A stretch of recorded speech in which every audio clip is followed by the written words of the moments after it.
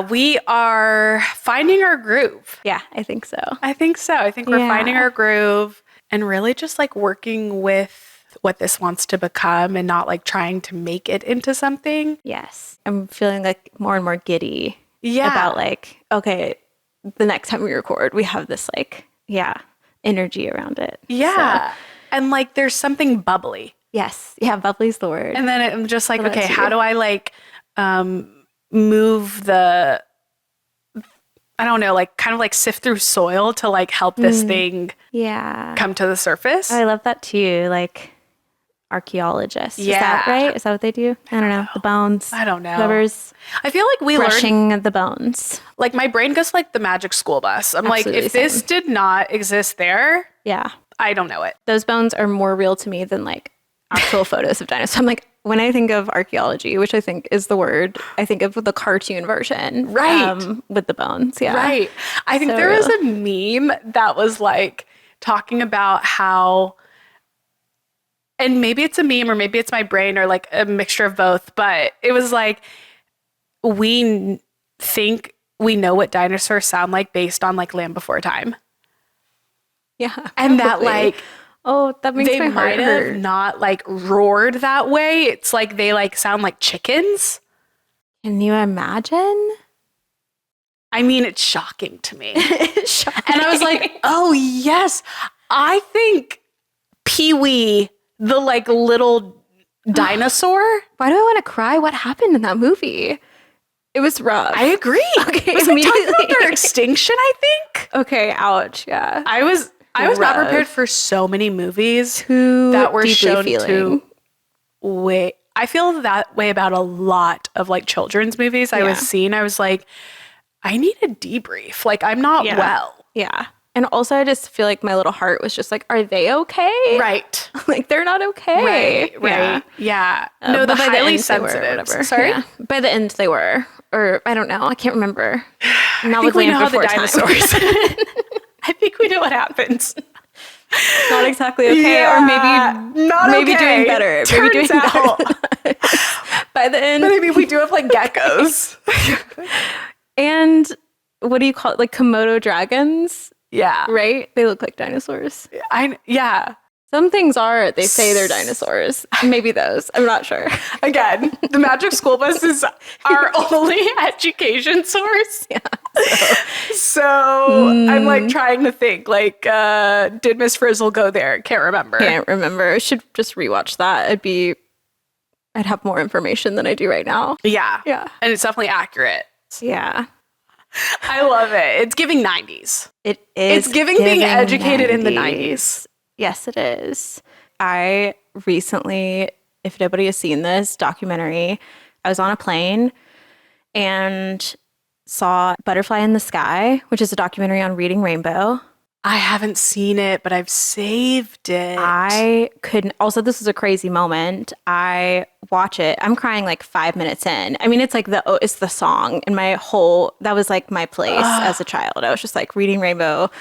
But they interview all these adults that feel the same, where they were like, oh yeah, I was actually on there as a kid and I got to like pick out my favorite book and bring it and read it. And I'm like, by the end of it, I am like all the way crying, just like big sobs, like, oh, like we all belong, big feelings on the plane. My friend Pam is near me and she is watching the Olympics live. And Simone Biles is about to her final act, is what I want to call it, routine. There's probably a official word for I it. think so. So then, cry face, everybody on the plane is now watching Simone Biles just like make history. It was remarkable. Cry face again, just like keep crying, where I was just like also in the air, which is a miracle. How, what? I don't know. It was excellent. It was all very 90s too. I feel like gymnastics had like a 90s, Butterfly in the Sky, reading rainbow. I'm like, what do you call it? Yeah, it was good. Wow. It was good. Collective effervescence. We love that. Back to back. Ugh. Yeah. I live for the ecstasy of collective effervescence. Me too. It was wild. I mean, I definitely felt that with the Olympics. Oh my gosh. Which is kind of on topic of what we're going to talk about today. Oh my gosh. How do we intro? Sports. Should we intro the episode? Yeah. I'm Cherini. And I'm Haley. And this is And Also. Go on, girl. Yeah, well, I feel like you should start. Okay, well, maybe highlight. Honestly, we don't even know where we're headed. So We don't. we say like topic of conversations and it goes everywhere. Yeah, So potentially where we're headed. I like that. Yeah? Oh, Okay. we could always have like potential topics and we like Potential don't topics talk about any of them. and we'll never get there. First headline. Yeah. Sports.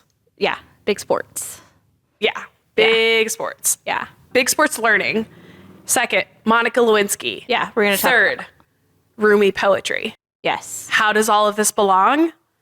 You'll You may find out. Oh, I had another idea. Okay. Okay. We're going to maybe talk today Sure. about sports, Yeah. you say, and then I say, and also Monica Lewinsky. Lewinsky. Monica Lewinsky. Okay.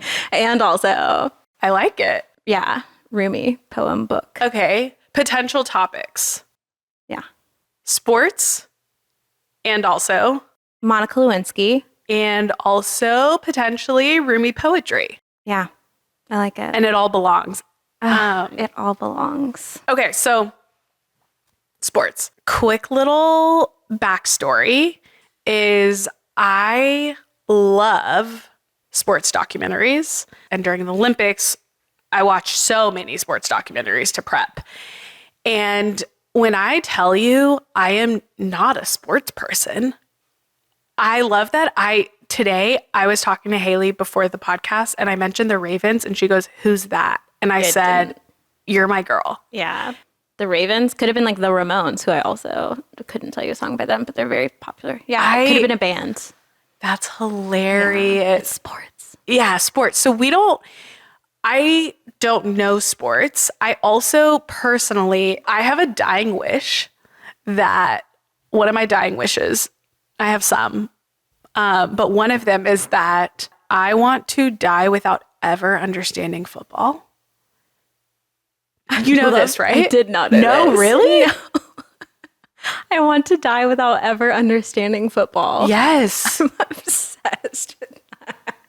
So Yeah, I I feel don't know like that. specifically growing up in the southern part of America where like the SEC, which is like Southern something championship, I don't know what E stands for, Great question. right? Don't know. No. If you know, Yeah, comment. honestly, like, you subscribe. can comment if you want. I don't know what the E stands for, but like we are in like, There's an energy around there's it an here. Yeah, energy people love around it. like sports is like almost a form of religion here. Like it's very Yes. intense. Yes. And I feel like my way of rebelling is like, I never want to understand it. Football. And I ask that everyone like respects that when I'm at like a Super Bowl party or don't explain anything to me. Like, I'm adopting that. That's yeah, so great. I'm so serious. I believe you. Yeah. I'm like, I don't understand any of it. And I love that about myself. Love that about you. And also, And also, I am someone who loves sports documentaries. And I've watched like the Aaron Rodgers Netflix and like they talk about sports stuff. And I'm like, tune that out. yeah. Protect that. Protect my dying wish. But also learn from sports people because I find them fascinating. Yeah. And so I was watching Going for Gold, and it's all about following the men's basketball team in the 2024 Olympics. Okay. And it's funny because like I'm gonna like throw names around like LeBron James and Steph Curry and like Kevin Durant. I don't know much about them, so don't come at me.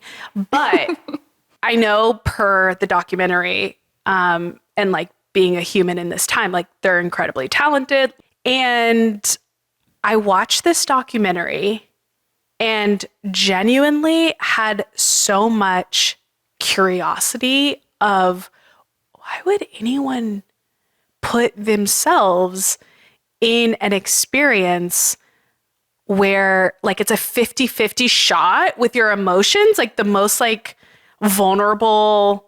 Yeah. Like I'm like really protective. Like I don't know that like I personally want to go into odds often where we have a 50-50 of like walking away heartbroken and devastated. Right. And they're doing it like all the time, frequently, putting yourself in like, I'm either going to be elated or I'm going to be like really disappointed in myself. Right. And then recovery and then do it all over again. Yeah.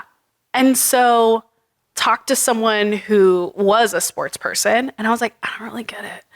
And they said that it's the love of the game, and LeBron and Steph and KD all talk about this. And I was like, this is the theme. They're like, it's more about the enjoyment of the game and the enjoyment of developing their skill set and playing against each other, which they do in the NBA and they don't typically play together, helps them be really excellent at their skill set. At least that was like my takeaway. Like, I'm sure there's lots there that I don't know and all the things, but I was watching interviews with the three of them after the Olympics and I started realizing like, oh, I can relate to this. Like, I cannot relate to like enjoying like basketballs, but I can relate to what it feels like. And it almost like gave me permission to lean in to doing like my somatic therapy coaching and just developing this skill and wanting to be, you know, as highly skilled as I can be in those fields. Like, oh, I would love to go to like, they go to camp. I don't know what it's called, sports camp. The YMCA. Does LeBron go to sports camp? Exactly. What's LeBron's sports camp? Yeah, where's he going? Like the basketball sports camp called? Don't know the answer. Yeah. But like they go to camp and like get so much support. Yes. And I'm like, wow, I would go to like coaching camp. Right. I would go to like therapy camp. Like if you like love a skill. I think there's also that like energy around athletes that's just like expecting them to become their best selves, you know? Like there's a believability. Like if you're good at putting the ball in the hoop, you know, in like whatever, high school, middle school, probably early for a lot of these athletes, you know, then people like corral around you. Like they start to invest then with full belief, like full just like, please do this. Like you are so gifted at basketball, you know, it's not just putting a ball in a hoop. I know this. That's why they go to sports camp. Exactly. That's why they go to camp. That's why they go to sports camp. Yeah. It's more than just the ball and the hoop. But yeah, I feel like there's just a level, even for like people who aren't sports people, I reflex to give them permission to like train and have coaches and get paid and to lean into their thing in a way that like I don't necessarily apply to my own. For me, like writing or kind of conversations like these have become really important to me. Just like I know I need to lean into that, you know, and I can look back even for me and like trace pieces of this in elementary school and, you know, middle school, high school as I like got older, where I'm like, man, it was when people saw it in me and championed it, meant the world to me. It was like so energizing and validating, where I'm like, oh, I should lean into this. It's like they have a socially acceptable skill set that society supports and gives them full permission to lean into developing. And, you know, it's almost like they're obsessed with the skill set. Like that's what it looked like from my viewing. It's like there is this like obsession with getting good at this thing because it's so energizing. And I was like, that's how I feel about my skills.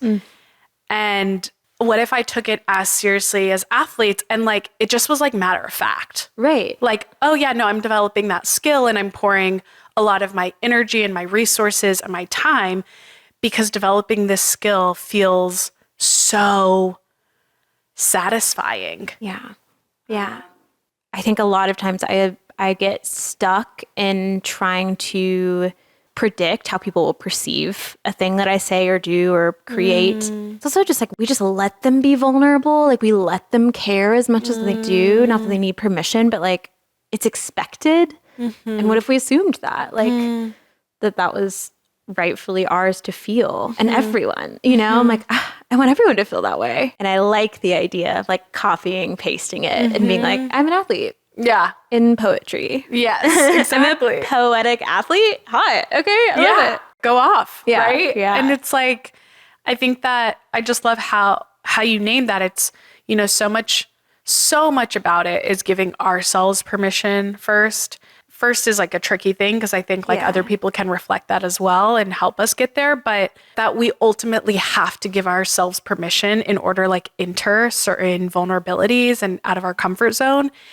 And so seeing, you know, this championing around ball skills, around something that maybe in a different context doesn't have value, it was like, this skill is neutral.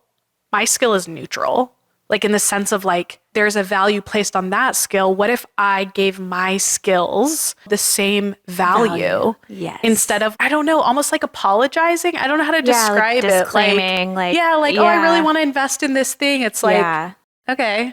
I don't know what that is totally, but it's like, I mean, part of it probably is my own like upbringing and a child of like Egyptian immigrants, what skill is considered like valuable to develop versus not. And there's a lot there. You know, I'm processing on the podcast, but honestly, meeting each other and learning from each other is how we develop our skills. And like LeBron and Steph and KD, sounds like per the interview, they enjoy being around each other and they are good because of the other's greatness. Yes. There is an interplay between how good Steph gets and how it like up levels LeBron. Yes. And up levels KD, right? Yes. And that exchange. And I'm like, I love that. I love that analogy too. I just love for like this that. and like, the people we meet in these spaces of somatic practitioning and, you know, writing and like, there is a like, like I want to do that more. Like I'm around you, like, more of that. Right. Like reflecting this thing in me and like making me, I don't even have to explain that analogy. It's good. Yeah. It's good. So that's sports. That's on sports. And we're athletes. And we're athletes. And also we're athletes. And also we do want to like try a fun little segment. Yes. Me and Haley, our friendship is a lot of us sharing words, reels, memes. Yes. Yeah, little treasures that we find. Treasures. Yeah. I love it described that way. Yeah. Yes. I'm romanticizing it. I love it. We love romanticizing life. Yes, we do. And being with the reality of it and romanticizing it. Because that's a part of life. Yes. And also. Yeah. And so we all week are always just like sharing. Yes. And the joy that it brings me. Yeah. So we thought about like, what if we like brought this into this space a little bit? Yeah. Yeah. Let's do it. Yeah. Let's do it. Yeah. Okay. Backstory on this, I got this year with Rumi. I'm not even sure if this will show up on the camera, but boom, year with Rumi book. I've been wanting to read Rumi, hadn't really dove into his poetry. I think I got it like at a thrift store. Anyways, sat down with it. This was like second week of the year. I was sick the first week, so the second week was like my January juice is what I was calling it. Or just like morning routine and just like on it. I'm going to be all the things this year. Started reading this and there was an intro and I am just like the weirdo that reads an intro of a book. I love an intro. Yeah. I love an intro. Me too. I'm just like, I don't know, give me context or like what's like an on-ramp. What made this happen? Yeah, love an on-ramp. I love an on-ramp. So start reading this intro and I'm like in tears, just like shook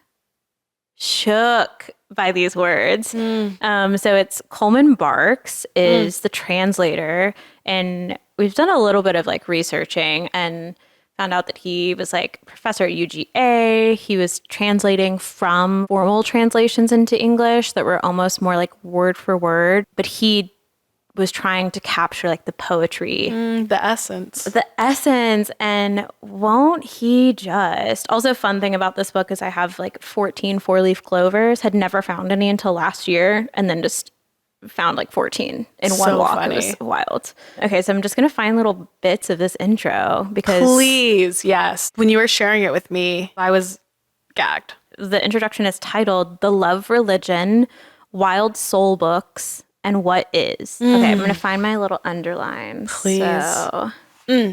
Okay, so as I was trying to describe, he describes his attempt at translating as trying to re-enter the trance of the poem and get the feel of its creative freedom. So I love that. I'm going to find I love the trance of a poem. Yes. So palpable. He includes this poem that is Galway Kinnell's prayer. The poem is, whatever happens, Whatever what is what I want. Only that, but that. And then he says, it is joyfully scientific, this pared down, vast, 3 ises in a row petition. God, I love this. The world is so amazingly interesting. I want to be completely here for its moment. That longing is the truth I try to follow. He then talks about like watch an astronomer or molecular biologist at work. They glow as the facts of the world surface. I found in my experience that good scientists and good mystics are natural friends, good carpenters too, chefs and surgeons, historians, athletes. Hey, athletes, full circle.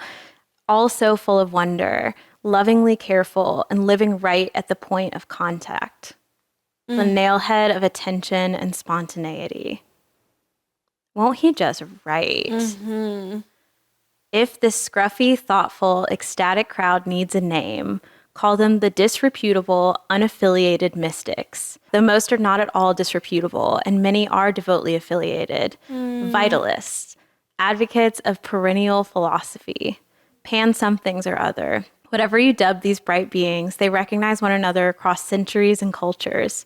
Best not to call them anything. Someone might try to organize them and ruin the fun.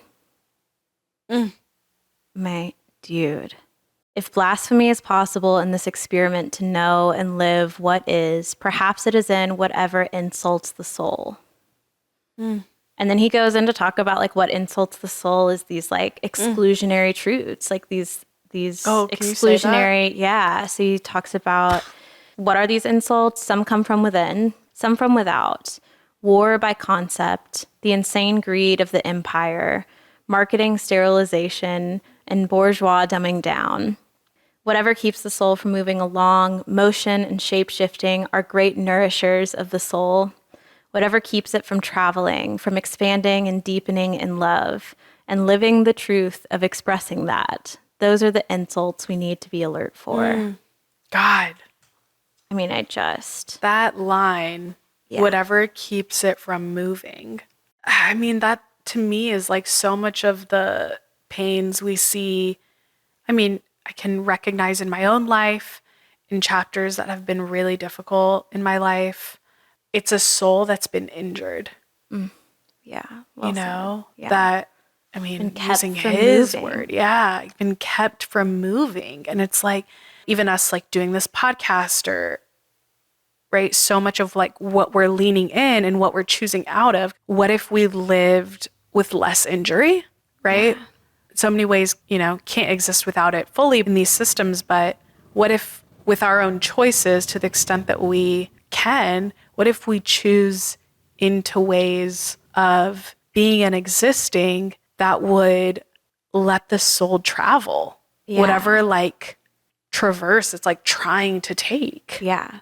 There's like emotion. It's like not stuckness or restriction or I think we're also both very passionate about that, about like shape shifting, like feeling myself move through something, especially as he like says here, expanding and deepening in love and then living the truth of expressing that. I think back to, we were talking about and also moments. This is such a mark of those shifts for me, like to have the freedom to tell the truth about love. It sounds so lofty, but it is. I'm not static in my experience as a human. There's like so many ways that I will keep shifting in my human experience, in my life, and to say that there's like a fixed way of being, like a fixed destination, or I mean, if we end up talking about Monica Lewinsky, there's, the season of my life that is marked in my head just like broadly by this like scarlet letter feeling, right? And it was the first time I was going through like initiating a divorce, like I was initiating it. This was like a huge identity shift for anybody that knew me. Like I was like good girl, like on the track to be like the most goodest for as long as possible, forever until I died. But I feel like in that season, before that season, I had this idea of I will never be this person. Like I'm never going to be this kind of person sometimes I actually thought that, but some of that was just like subconscious. And then as I experienced it and found myself in the unraveling, I just started to see more people. I'm like, oh, and you too, and you too. I mean, it just was like, all right, my understanding of like where worth lies within myself, the boundaries I met there and then like moved past. I'm like, okay, now I can apply this to everyone else that I encounter. It changed everything for me. We could talk about shame for sure. And like when you can survive it and find your worth on the other side of that, of like all of your identity just kind of like being dismantled and you like still exist. I mean, it's the most powerful thing I've ever been through. Big stuff. Big stuff. Big stuff. Kind of a leeway into Monica Lewinsky. Yeah, and also Monica Lewinsky. Which, like, props to her, really fun name to say. I'm glad she didn't change her name. Which was she could have. I thought about that so many times during the podcast. Too. I know. So Haley and I listened to a podcast. It's her podcast. It's her podcast. It's called Reclaiming. I think it's new-ish. Yeah. I have no idea. Fairly new. Yeah. I have zero clue. Yeah. This is really like my first interaction with her since like being a 7-year-old in 98. Right. You know? And I was in 4th grade in 98. So like, right. Yeah. No much context. No context. And also just knowing like, you know, the highlight reel. And even that through listening to the podcast, realized I knew very little. It was like had an affair with the president. That's all I got. Yeah. And like I grew up really religious. So it's like, ooh. Yeah. Yikes. That's the worst thing you could be as a woman on the bad side of an affair. In 98? Oh my. I truly, through listening to her own experience of navigating shame and being publicly shamed and humiliated so many ways. Geez, I did not even know there was a trial. I know nothing about this. And for years and years for years of re-traumatization, I was like, I mean, the world owes her an insanely massive apology for the way that she was so publicly shamed. And then learning that she was like 22 when the affair started for 2 years. And like, you know, she talks about it like these terms like abusive power and power differential, like that conversation, definitely in the way that it was being broadcasted didn't exist. And lots to get into there. Yes. But I'm curious, like, what did you want to share about, I think the thing that we can all relate to, which is in some way like reclaiming what was lost, she names. Yeah. I mean, she did name it and like called her podcast that. Named her podcast. Yeah, literally. Reclaiming. But I mean, this is like worst case scenario, you know, in so many ways. It's like she's unfathomable. Young. They also talk about just like this identity, like the absolute like thievery, is that a word? Like of her identity, where it's just like she was a brilliant young woman who scored an internship at the White House, like had ambitions, you know, like, and she talks about that time, which I didn't know was a 2-year period of like feeling like there was mutual feeling. She also admits the mistake. She's like, it was not right. Like I had an affair with a married man who also happened to be like one of the most powerful men in the world. But the before and after of her experience in that and the before and after of like Bill Clinton's experience of that, very different. Yeah, I mean, and she says it in the interview and it, I think they did an excellent job of high level, but enough of going into it of like the fact that she is alive. A miracle. And she names that too. She does. But just like even hearing it, I'm like how do you survive that? Truly do not know. I truly do not know. And I also like want to name something that I really appreciated that she says is like, those first 2 years, I didn't know they went to trial. I have no idea about this story still. I'm like, I think there's a movie. Oh yeah, we should. It was like impeachment or something, right? I have zero clue. Me neither. We'll figure that out. She mentions it in her episode. Oh, okay. Yeah. I didn't even get there then. But yeah, but like, I really appreciated that she talks about how the first 2 years, and she wasn't consciously doing it, but she had to dissociate to go through the trial and also have to give an account of every detail of her life and her sexual experience with Bill. And Yeah. it's just like brutal. I mean, you have to be out of your body to do that, right? Absolutely. And again, speaking about what is and being with what is, like the brain has its own survival strategy, has lots of survival strategies, dissociation being one of them.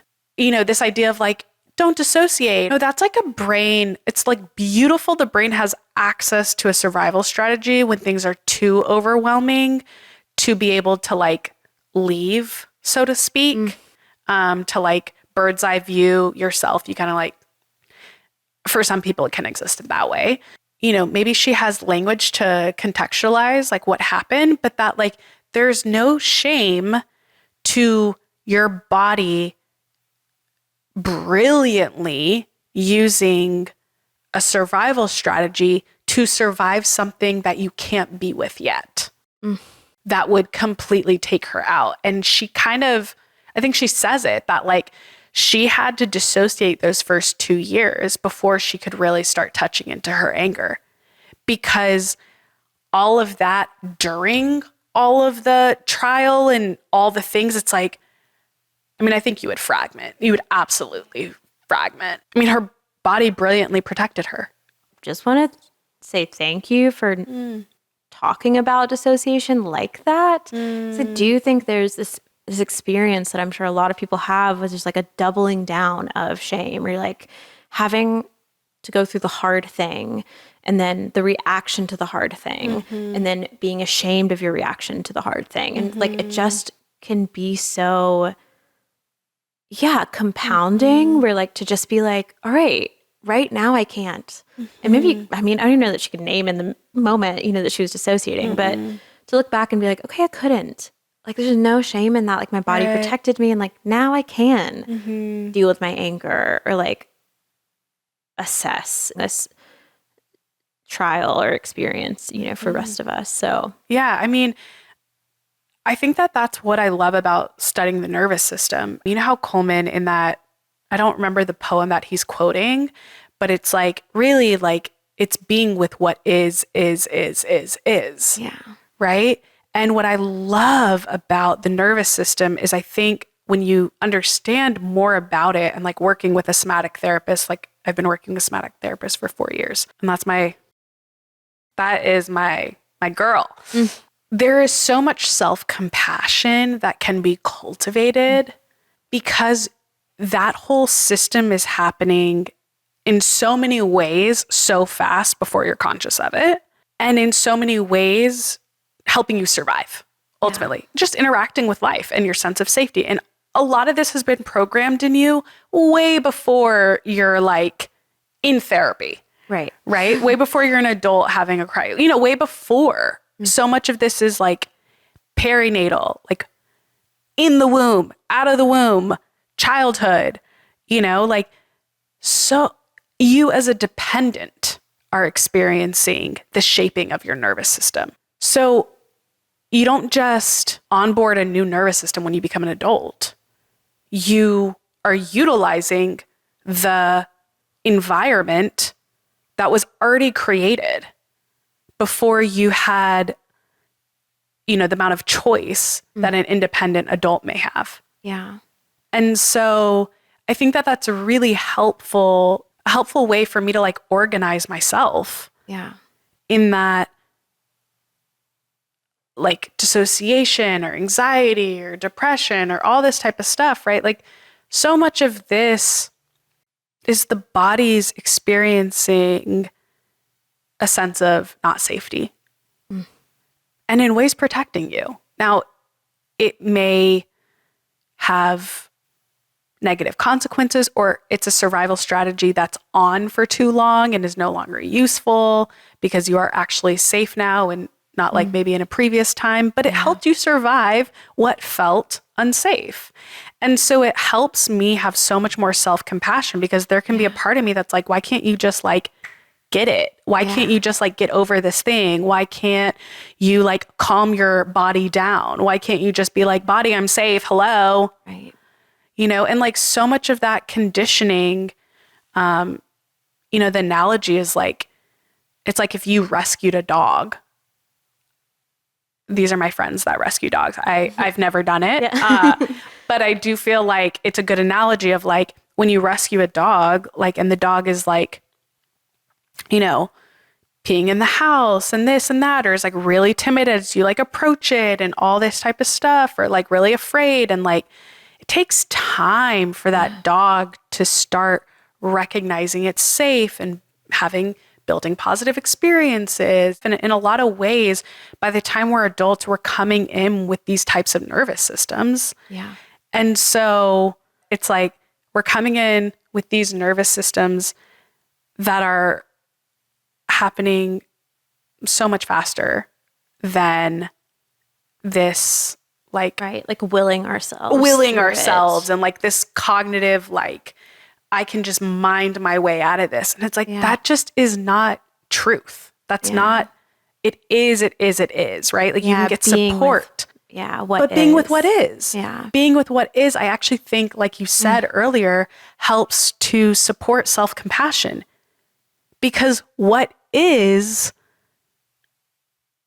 I'm like, what is, right? I'm just like, damn. The same. But I mean, it's the thing that's so hard to say. Like, the truth is the truth. Or like, what is, like, we are trying to do all of this like mind work to circumvent what is, or just like go over it. And there is just like a place, like a starting place of like, okay, what if I just like felt what is? Like, what if I just allowed myself to see and say and have compassion for what is true about how my body's reacting to this, like what is true about my circumstance, what is true, you know?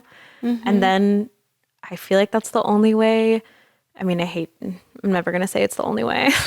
One thing about me. Yeah, we love. But I feel like it is just such an empowering way to set yourself up for moving forward, whether that's healing or, you know, growing.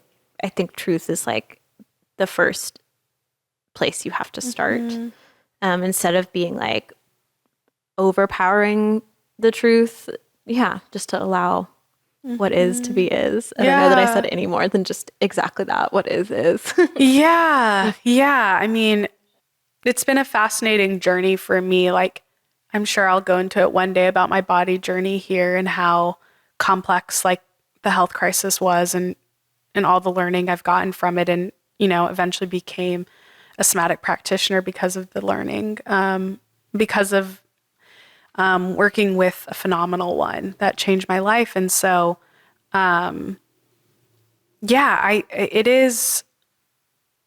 it all is true ultimately. Like, there are so many truths we are experiencing every moment that are paradoxical or seem opposite from each other in some way.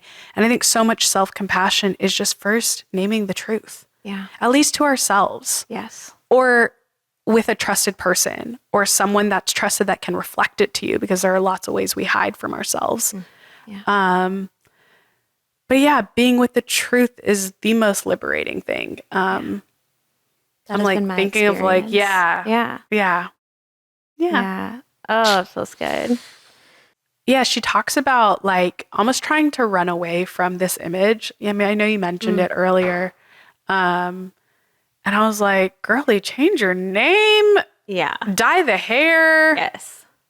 Move to Europe, which she did. She but I'm did. like, girl, you moved to Europe and you did not change your name. Right. Would have. Like, but I'm glad she didn't now. But it's like fascinating to me. Like, I'm so curious about that choice. And like, maybe she goes into it somewhere. But yeah. I'm like, sweetie, your name is Shane now. It's not Monica. Like, it's Shane. Yeah, it's just something different. It's not Monica and it's not Lewinsky. Yeah. It's like she couldn't run from her history. and how she had to learn how to integrate her history in order to have a future. Yeah. And I'm like, I mean, that's an and also moment. that.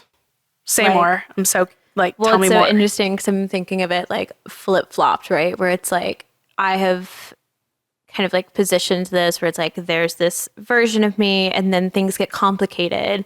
And I'm like, oh, and also this. Or I'm like, actually, she was trying to be like, here's this new shiny version of me. Here's this alternate version of me. But I feel like a real breakthrough for her as she tells it is being like, okay, yes, like I'm Monica Lewinsky in my early 40s, you know, who tried to be an entrepreneur, but like I am also Monica Lewinsky that like went through the shit, you know, and to be like, and also here I am like writing this piece for Vanity Fair. She talks about like, was this like huge, you know, turning point of like really claiming like, yes, that's me. And also, I'm still here. Y'all didn't kill me. And I'm going to start speaking out against bullying. Yeah. And like, she talks, I don't know if it's this episode or another one, but just like, if I can help anyone else experiencing shame, just to like lift that from them, like to, that's like what I'm about. And like, had she not and also this, you know, like retrospectively just been like, okay, yes. And also that was me, you know, I think I don't know, she wouldn't be doing this. She wouldn't be in her power. She would have kept trying to find these alternate things that felt maybe half. And I'm now just speaking from my own experience, but like, you know, it's, it's beautiful. It's powerful to see somebody hold the complexity of saying like, I made this mistake. I thought it was love. I mean, even the way she talks about that, she's like, I, you know, went through hell through this trial. I, you know, went through a lot of like dark years. I tried to not be that. I tried to do these things and here I am. It's like all of it informing how she's showing up now. And that's a choice. It is a sorry, choice. I'm so sorry. What did you say? No, I think it's a choice. I think that's a great thing to say. Like she made other choices and ultimately was not satisfied with the experience she was having. So she made a choice to integrate her history so that, you know, I think that's the truth for all of us. You just can't outrun your trauma. Yeah. It will always peek its head. And there's a lot of energy that it takes to outrun your history and outrun trauma. Yeah. Like, ooh, that could be a whole other I know. podcast. I'm like, ooh. Wow. And Right. Yeah, exactly. Like, I think maybe it's like short-term solutions, right? Like sprint versus like a marathon. Yeah. If you're doing the marathon with your trauma, good luck. Yeah. Because it will start showing up in lots of insidious places. Yeah. I also just want to speak to, I think it's, I keep trying to think of like how we'll land this episode, but I feel like a big thing here also to bring it back to like us being athletes is to go back to how we're athletes. Yeah, go on. You know? Yep. But I feel like I love the part of her story where I think it was the editor or like somebody at Vanity Fair was like, I think you need to write your story. Like you need to, like she started having people tell her like, no, like you need to be, and I think this is the thing, right? I want to just like kind of like echo that around, it's about, you know, what we hope. And I think what we're about in this moment of our evolution. Yeah. Wherever that takes us. Yeah. It's all complex. It just is that, right? And so, you know, I joke and not joke really that like our spiritual practice that like we both relate to is the ability to be with reality, right? Yes. Reality is complex. It's as complex as it gets. And my job, or at least what I enjoy doing, is learning how to expand myself and my own container to be with that reality. Yeah. Right. And so that is a skill that I hope we continue developing. And just by like having the conversations we have, invite other people into, I mean, that permission almost of like, yes, everything is complex. Let's kind of develop what's needed for reality. Yeah. Yeah. Of ourselves, of lots of things. Yeah. Which will just keep growing and changing. And yeah. I know. Yeah. I mean, Yeah. I think this was like a slam dunk. Right? Okay. You see what I Okay, did? point guard. I tried. I don't actually know what a point guard does. Anything else besides a slam dunk. I'm obsessed. These are words like truly during the documentary, side note, they were like, oh, Steph Curry is a point guard and blah, blah, blah, blah. I was like, I don't know what any of you do. Yeah. You all No look like clue. you're doing the exact same thing. Yes. Yeah. So it was You're like doing great so with funny. the I'm like, ball. Yeah. They're doing and I cool don't things. know what it is. And I'm open to knowing about basketball. Okay. You can die Not knowing about football. Okay. I love So that. never. Yeah, do not comment about football. Don't comment about football. Yeah. I want to know nothing about it. Actually, you could comment like really absurd things. Yeah. Like mysterious, like make it up. If you wanted to. Yeah. I don't know. Yeah. If you Good. really want to like make up something about football that's Yeah. like not real, fantasy football, Yeah. which is a thing. Yeah, it is. We also don't need to know. Yeah, we I could also die don't- not knowing what yeah. that is either. Yeah.